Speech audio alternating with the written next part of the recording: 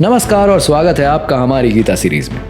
पिछले एपिसोड में हमने पहले अध्याय के 29वें से 31वें श्लोकों में जाना कि अर्जुन के युद्ध लड़ने की सारी इच्छा जा चुकी है। साथ में हमने यह भी जाना कि श्री कृष्ण का एक नाम केशव क्यों है।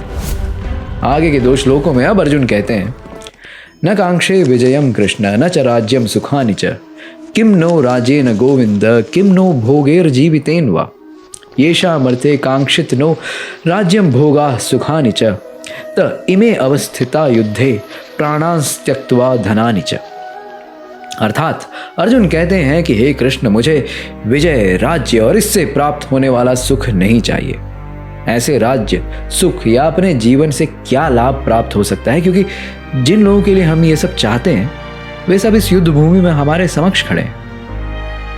अर्जुन के मन में जो यह धर्म युद्ध चल रहा है वो यह है कि हत्या अपने आप में एक कुकृत्य है। स्वजनों की हत्या तो उससे भी बड़ा महापाप, और वह भी राज्य के लिए। नहीं चाहिए ऐसा राज्य।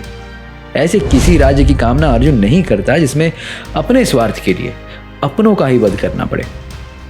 अर्जुन का विचार अभी यह है कि अंततोगत्वा हम जो भी करते हैं सुख की प्राप्ति के लिए करते हैं।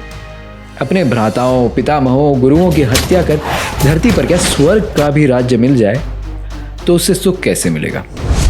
यह याद रखना जरूरी है कि कुरुक्षेत्र में पांडवों के विरुद्ध सिर्फ 100 कौरव नहीं थे, बल्कि उस सेना में उनके कई मित्र थे, संबंधी थे, गुरु थे, पूजनीय बड़े बुजुर्ग थे और हजारों लाखों की संख्या में वो लोग भी थे जिनसे अर्जुन को कोई बैर नहीं था।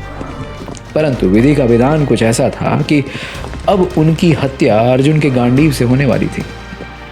अर्जुन के मन में मोह उत्पन्न हो गया और उस मोह ने करुणा का रूप धारण कर लिया, और इस करुणा ने अर्जुन को भ्रमित कर दिया, जिसने उसके प्रतिशोध की ज्वाला को शांत कर दिया। अर्जुन की व्यवस्था को हम बस समझने का प्रयास कर सकते हैं, परंतु पूरी तरह से इसे समझ नहीं सकते, क्योंकि कौरव हमारे लिए हमेशा से खलनायक रहे हैं, परंतु अर्जुन के लिए वो हमेशा भाई थे। यह व्यवस्था भी ऐसे समय पर आई कि उससे निकलने के लिए भगवान को ब्रह्मांड का ज्ञान अर्जुन को देना पड़ा। और भगवत गीता के इसी ज्ञान को समझने के हमारे प्रयास से जुड़ने के लिए हमें सब्सक्राइब करना ना भूलें। मिलते हैं अगले एपिसोड में अगले श्लोकों के साथ। तब तक के लिए धन्यवाद और जय हिंद।